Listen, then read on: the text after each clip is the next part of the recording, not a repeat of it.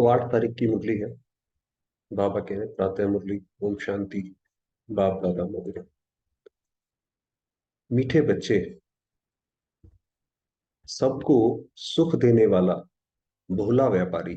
भोला व्यापारी इसलिए बोला कि बाबा लेता क्या है और देता क्या है। वरना व्यापार में तो ले भी अच्छी चीज जाती है, तब अच्छी चीज दी जाती है। बाबा ने पहले भी बोला कि तुमने 99% तो गंवा दिया, सिर्फ 1% रहा है, वो भी तमो प्रधान है।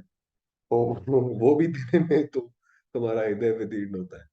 इसीलिए बाबा ने कहा सबको सुख देने वाला भोला व्यापारी एक बाप है, इसीलिए उसको भोलानाथ कहा जाता है। वही तुम्हारी सब पुरानी चीजें लेकर नहीं देते, उनकी ही पूजा होती है। तो इसीलिए भगवान को लोग जब भी दुखी होते हैं तो भगवान की तरफ उनकी नजर जाती है। उन्हें लगता है यहाँ से हमें कुछ मिलेगा, क्योंकि उसने जरूर कभी दिया है, तभी तो ऐसा लगता है। प्रश्न है तुम्हारी गॉडली मिशनरी का कर्तव्य क्या है। ये जो हमारी मिशन पे है हम सारे के सारे, उसका कर्तव्य क्या है। तुम्हें कौन सी सेवा करनी है। भाई हम ये सारा पढ़ रहे हैं, उसका कोई पीछे पर्पस भी होगा। तो क्या है, तुम्हारा कर्तव्य है सभी मनुष्य मात्र का कल्याण करना। कि हमारे जीवन की धारणाएं ऐसी हो कि हमें देख करके समाज में उत्थान हो, समाज का उत्थान ऊपर जाए, ना कि मानवता जैसे नीचे जाती जा रही। तो वो है मनुष्य मात्र का कल्याण कर, सबको तमो प्रधान से सतो प्रधान बनाने के लिए बाप का संदेश देना कि सब आत्माएं अपनी तमो प्रधानता छोड़कर सतो प्रधानता में आए। तुम सबको बोलो कि स्वर्ग स्थापन करता बाप को याद करो तो तुम्हारा कल्याण होगा। तो सबको ये संदेश दो। तुम्हें सबको लक्ष्य देना है। अभी तो क्या है, सबका जीवन लक्ष्यहीन है। खा लिया पी लिया, बस इतना ही बहुत है। जो देवताओं को मानने वाले तुम्हारे कुल के होंगे, जो सत्युगी देवी कुल के होंगे, वे इन बातों को समझेंगे। तो उनको ये बातें, क्योंकि उन्होंने वो आत्माएं जो हैं, वो उन्होंने सतयुग देखा हुआ है। आत्मा में वो यादें अंदर कहीं ना कहीं बैठी हुई हैं। तो जैसे ही हम उन्हें ज्ञान देंगे तो वो सामने आ जाएगी। तो तुम्हारी है रूहानी बातें, इसलिए हम रूहों से बात करते हैं।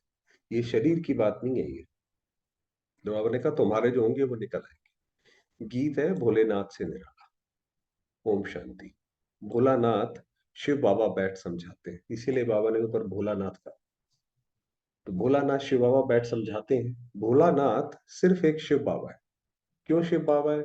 कि वो जानता है कि हमने कितने पाप किए हैं, कितने पुण्य किए हैं। सब जानता है, हमारी पूरी एक जन्म की क्या अनेक जन्मों की कुंडली उसके पास है। और उसके बाद भी जो है वह मीठे बच्चे कहता रहता। तो भोला ही हुआ। गौरीनाथ जो कहते हैं, गौरी कोई एक पार्वती नहीं होती है। गौरीनाथ माना पार्वती का नाथ। तो वो भी शिव बाबा है। तो बाबा ने कहा वो एक पार्वती की बात नहीं है। गौरीनाथ या बबुलनाथ, अर्थात बबुल जैसे कांटों को फूल और जो सांवरे बन पड़े हैं उनको गोरा बनाने। ये जो इतने सारे मंदिर हैं वो इसी, ये ऐसे अर्थवाचक है, भगवान ने ऐसे काम किए तो उनके ऐसे मंदिर बने हैं। तो गौरीनाथ का अर्थ बताया, बबुलनाथ का अर्थ बताया। तो महिमा सारी है ही एक की। ये है मनुष्य सृष्टि रूपी झाड़ वा ड्रामा। ये पूरा का पूरा झाड़ है। जब ड्रामा कहा जाता है तो उनमें जो मुख्य एक्टर्स हैं वह जरूर याद आते हैं। जब भी आप कोई ड्रामा, चलचित्र, सीरियल कोई देखेंगे तो जो उसका मेन कैरेक्टर होगा वो आपको याद है। किसी को बोलेंगे भी तो कहेंगे देखो वो वाला जो कैरेक्टर उसमें था ना, ऐसे। मुख्य जरूर हीरो हीरोइन की जोड़ी होती है। यहाँ भी मुख्य कोई जरूर चाहिए। मात पिता नामी ग्रामी है। तो सूक्ष्म वतन में कहते हैं शंकर पार्वती हैं। वही लोग सोचते हैं भाई ऊपर कहीं ऐसी जगह है जहाँ पे शंकर पार्वती हैं। ब्रह्मा का किसको पूरा मालूम नहीं है कि ब्रह्मा कहाँ रहते हैं, कैसे आए, कहाँ से आए, कुछ नहीं पता।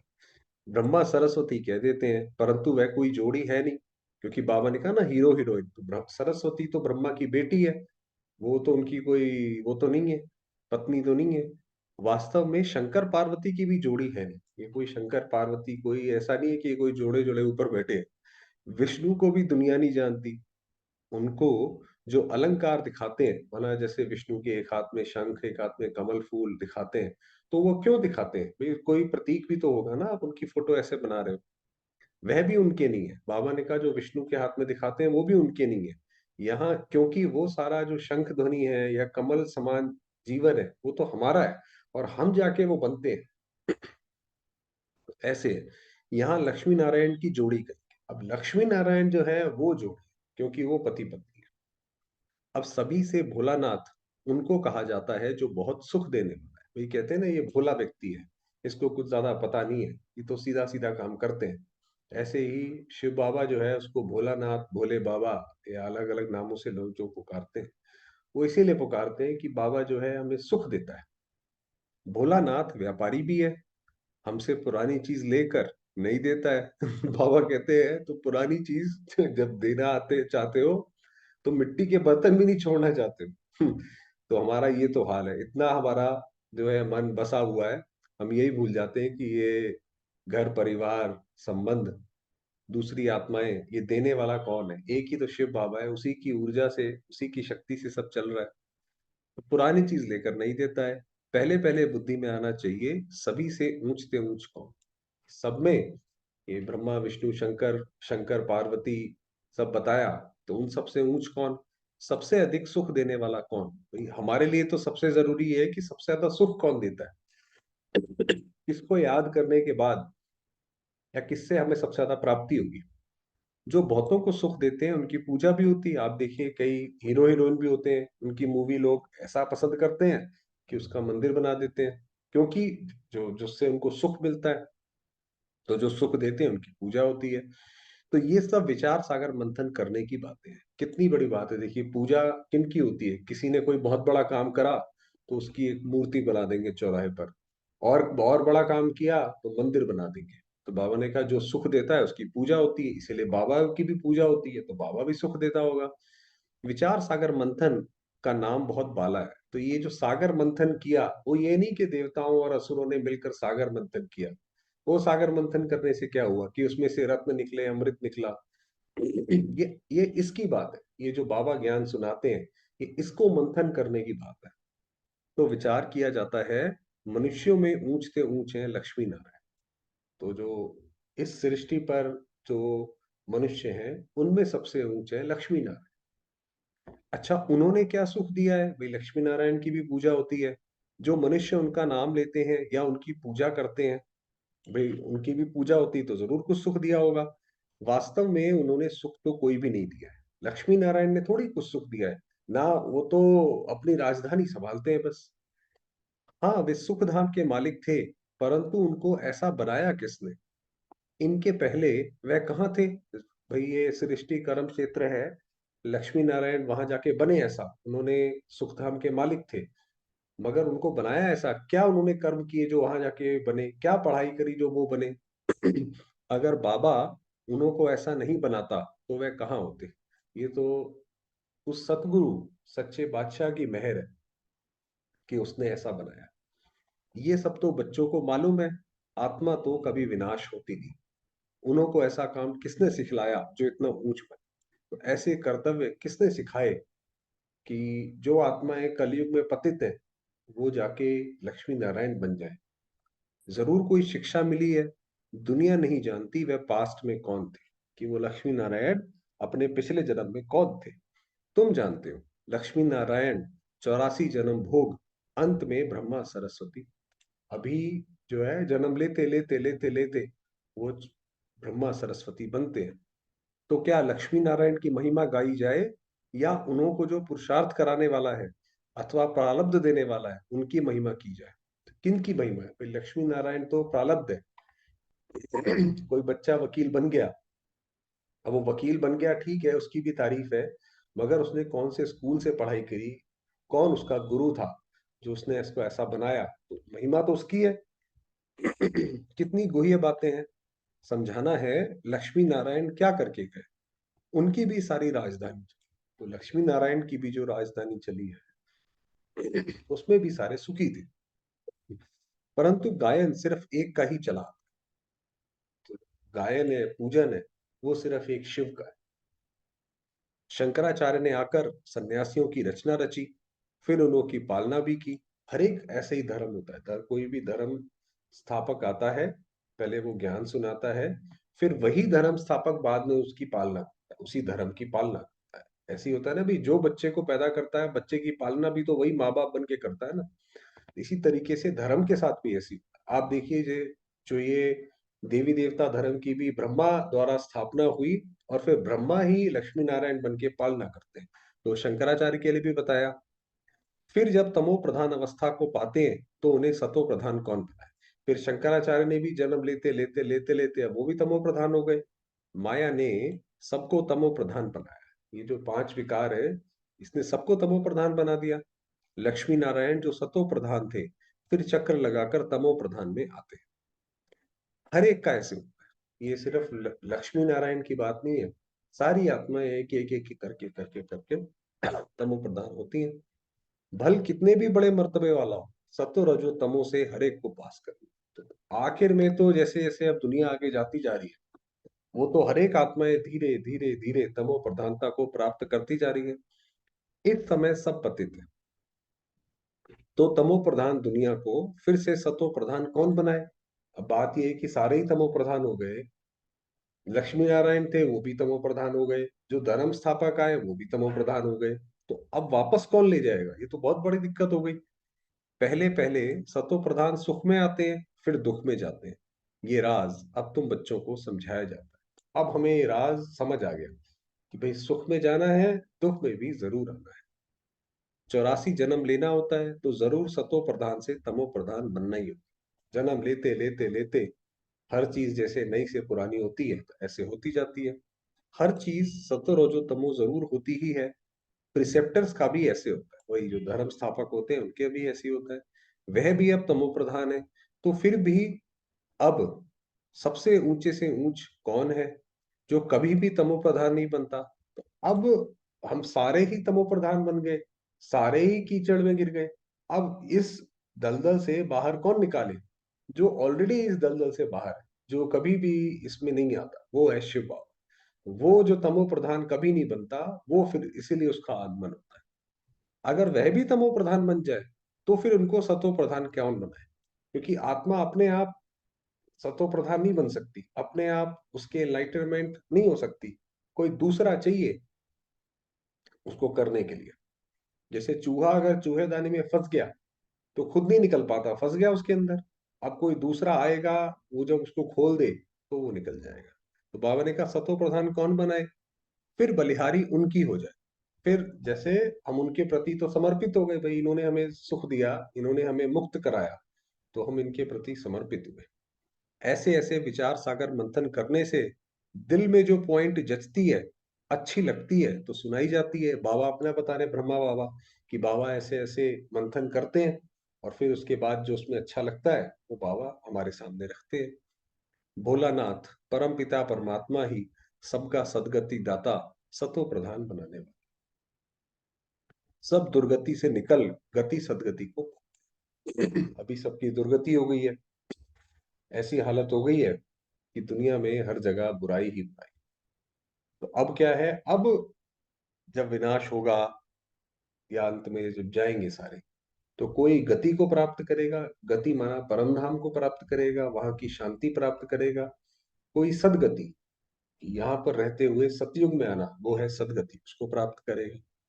नंबरवार जो भी पहले पहले आएंगे वह सतो प्रधान सतो रजो से होकर फिर तमो प्रधान बनेंगे। तो जो भी पहले आएंगे, बनना हमने भी है। पहले पहले जब आत्मा नीचे आती है, तो उनको सुख भोगना है। कोई भी आत्मा है वो पहले नीचे आएगी तो उसको सुख भोगेगी, क्योंकि उसने कोई गलत काम ही नहीं किया। दुख भोग ना सके, मनुष्य पहचान नहीं सकते हैं कि ये नया सोल है, इसलिए इतना सुख है, मान है। अब सबकी तमो प्रधान अवस्था है, अब सबकी तमो प्रधान हो गया। तत्व खानियां आदि सब तमो प्रधान है। नई चीजें थी, अब पुरानी हो गई है। अब धीरे धीरे धीरे सब कुछ पुराना हो चला है। वहां का अनाज फल फूल आदि कैसे अच्छे होते हैं सतयुग के, वह भी बच्चों को साक्षात्कार कराया है। पहले साक्षात्कार होता था कि सतयुग में कैसे फल होंगे, कैसी सारी चीजें होंगी। सूक्ष्म वतन में बच्चियां जाती हैं, कहती हैं बाबा ने शुभी रस पिलाया। तो ये पहले साक्षात्कार होता था तो वो जाती थी बहनें, तो उसमें वो देखती थी कि बाबा ने एक फल तोड़ा और उसको फल का रस खिलाया पिलाया। जरूर ऊंच बाप चीज भी ऊंची देते होंगे। बच्चों को ये बुद्धि में रहना चाहिए, ऊंचते ऊंच एक भगवान ही है, याद भी सब उनको करते हैं। गॉड फादर कहते हैं, गॉड रहते ही ऊपर में है। आत्मा गॉड फादर को याद करती है क्योंकि आत्मा को दुख है, इसीलिए भगवान को याद करती है। तो भोलानाथ बाप आकर फिर सुख देते, तो उनको क्यों नहीं याद करेंगे? तो बाबा को याद करने से हमें सुख मिलता है, तो क्यों नहीं याद करेंगे? आत्मा कहेगी हम शरीर के साथ जब दुखी होता हूं तो बाप को बहुत याद करता हूं। देखिए आप हॉस्पिटल जाइए, कितने सारे लोग जब शरीर से दुखी हो जाते हैं तो भगवान को याद करते रहते हैं। रावण दुश्मन दुख देते हैं तो बाप को याद करते हैं। दुख में हम सभी आत्माएं परमात्मा को सिमरण करती हैं। फिर जब हम आत्मा स्वर्ग में रहती हैं तो बाप को याद नहीं करती हैं। छोटे बच्चों के साथ ऐसी होता है ना, भूख लगती है तो माँ बाप याद आते हैं, खाना खा लिया, फिर खेलने चले जाते हैं, फिर कुछ नहीं याद रहता, फिर सिर्फ फ्रेंड्स याद रहते हैं। ये आत्मा कहती है बाप को ही पुकारेगी ना, ये आखिर में तो भगवान को ही पुकारेंगे। मनुष्य तो उनका ऑक्यूपेशन बायोग्राफी कुछ नहीं जानते, तो वो जानते ही नहीं भगवान के बारे में। भगवान को भी अपने जैसा ही स्वार्थी समझते हैं कि भगवान भी जरूर ऐसा रहा होगा। ना ड्रामा का राज जानते हैं, तो ड्रामा का राज नहीं जानते, इसीलिए उनको लगा रहता है भाई ये सृष्टि विनाश थोड़ी होगी, ये तो चलती रहेगी, अभी तो 40,000 वर्ष और चलेगी। कि कैसे आत्मा चक्र में आती है, तुम बच्चे जानते हो। माया रावण दुख देने वाली है। ये रावण राज्य शुरू हुआ है द्वापर से। द्वापर से धीरे धीरे धीरे धीरे करते हुए ये राज्य शुरू हुआ। ये भी समझना है क्योंकि ये किसको पता नहीं है कि सबसे पुराना दुश्मन रावण है। ये बाबा ने पहले भी बताया कि दुश्मन जो है वो रावण है, और कोई दूसरी आत्माएं या हिंदू मुस्लिम आपस में जो है एक कोई धर्म है, वो नहीं ना दुश्मन है। उनकी ही मत पर ये पार्टीशन आदि हुआ। तो ये जो बांग्लादेश अलग हुआ, पहले तो अफगानिस्तान भी इंडिया में ही था, सब कुछ ही ये जो धीरे धीरे करके अलग हुआ, ये रावण की वजह से। बाकी समय हुआ है, थोड़ा वरदान वरदान दिया पवित्रता की स्टेज द्वारा। अविनाशी ईश्वरीय मस्ती का अनुभव करने वाले होली हंस भाव। बाबा ने पहले भी बताया कि ये जीवन जो है मस्ती का जीवन है। क्या मतलब है उस मस्ती का? होली पर सभी बड़े छोटे के भान को भूल आपस में एक समान समझ मस्ती में खेलते हैं। भाई होली का अर्थ ही ये होता है। दुश्मनी के संस्कार भूल मंगल मिलन बनाते हैं, भाई गले मिलते हैं एक दूसरे से। ये रस्म भी अभी की है। आप बच्चे जब होली अर्थात पवित्रता की स्टेज पर ठहरते हो, अब हम होली का ये करते होता है ना, पवित्रता HOLY होली, तो अब हम पवित्र हो गए, बाप के संग के रंग में रंगे हुए होते हो। तब ईश्वरीय मस्ती में देह का भान व भिन्न भिन्न संबंध का भान, छोटे बड़े का भान विस्मृत हो, एक ही आत्म स्वरूप का भान। जैसे हम सारे के सारे एक ही रंग बिरंग, सारे एक आत्मा है बस। ये नहीं कि ये इसका शरीर ऐसा उसका शरीर ऐसा, ये मेरे शरीर का माता पिता, कुछ नहीं। यही होली हंस स्थिति है कि सब कुछ सिर्फ एक सबको आत्मिक स्वरूप में देखना, ये है होली हंस की स्थिति। इसी का यादगार हर वर्ष होली उत्सव के रूप में मनाते हैं। जो रंग लगाते हैं, एक दूसरे से गले मिलते हैं, सब कुछ भूल जाते हैं, तो ये दुश्मनी के संस्कार सब वो है। जिनके जीवन में शीतलता है वे दूसरों के जलते हुए चित्त पर विजय प्राप्त कर सकते हैं। भाई कोई आपसे बात करने आया, बहुत गुस्से में है, बहुत दुखी है, मगर आपके अंदर अगर शीतलता होगी तो उसको शांति का अनुभव हो। वो अपना जो दुख है, गुस्सा है, क्रोध है, वो भूल जाएगा, चाहे थोड़े समय के लिए से, मगर उसको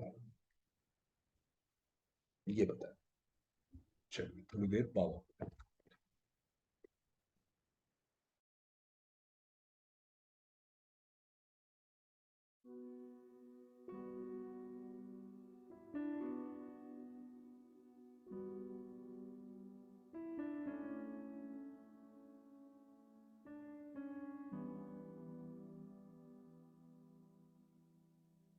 मैं आत्मा हूँ,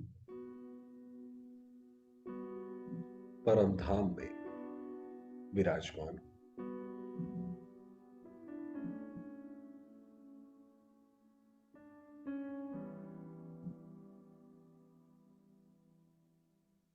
जगमगाता सितारा, प्रकाश।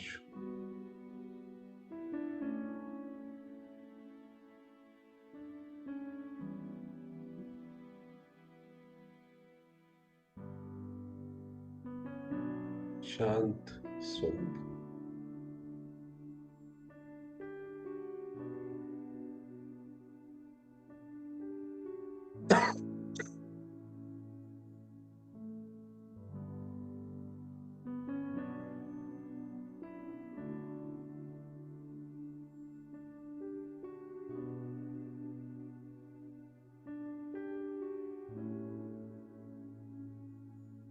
मेरे सामने है मेरे बाबा, मेरे संसार,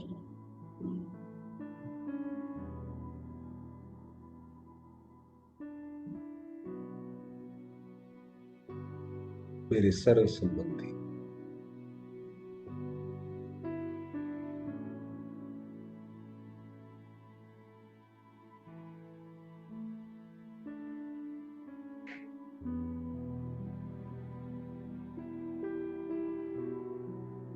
प्यारे बाबा की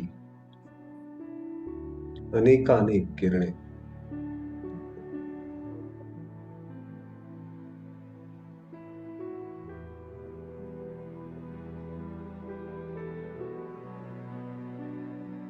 अनेक रंगों की,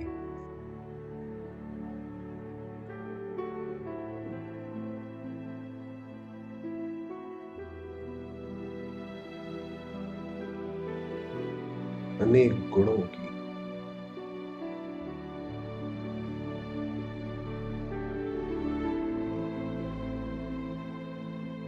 अनेक शक्तियों की,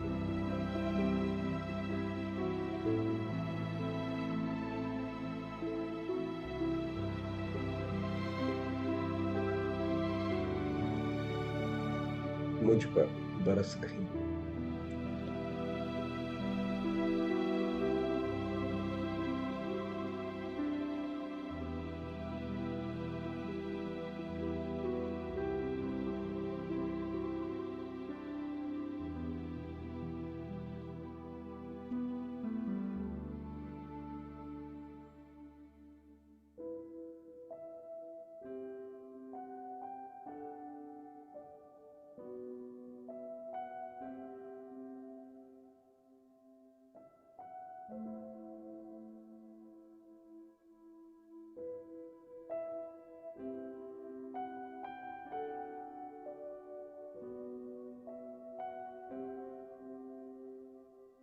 मैं आत्मा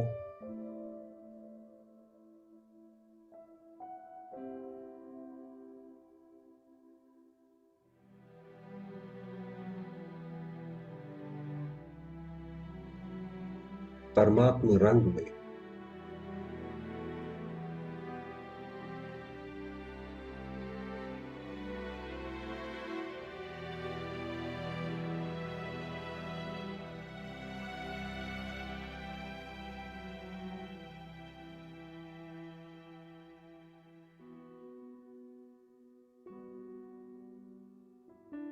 भोलेनाथ के संग में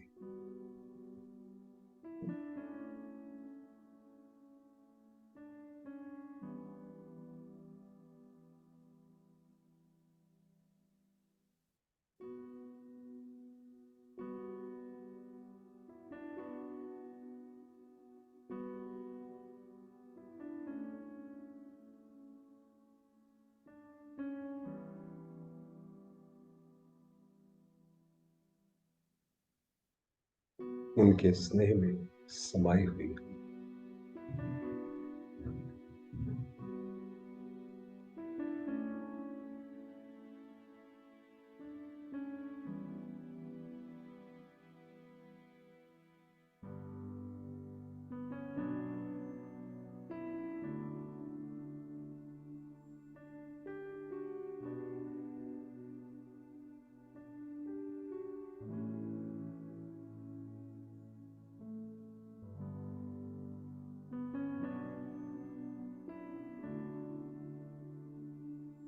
मेरा मन आनंद विभोर है।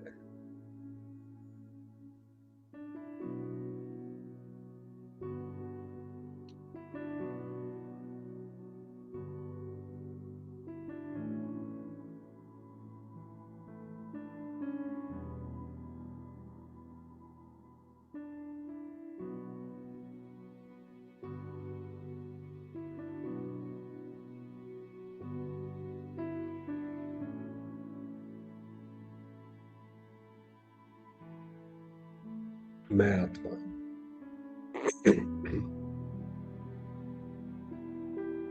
शिव की पार्वती,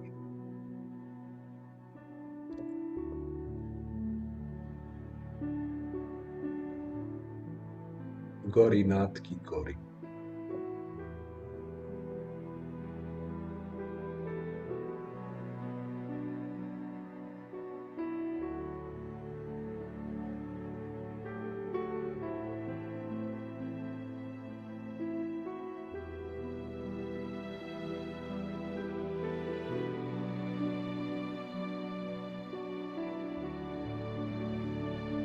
मेरा बाबा,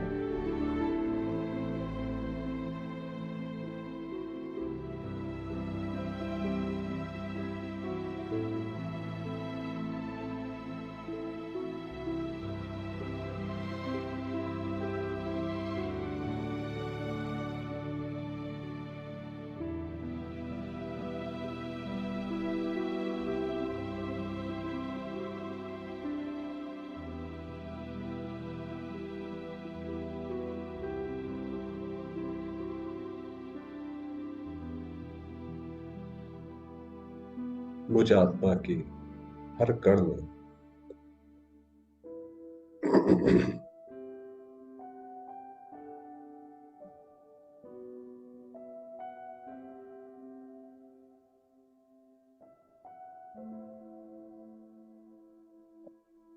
हर श्वास में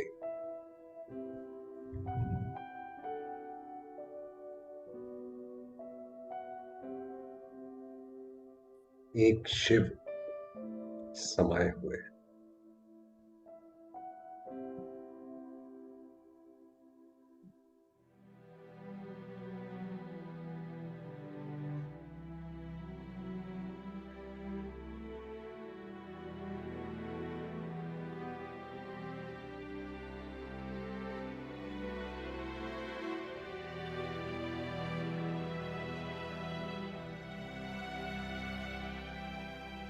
ओम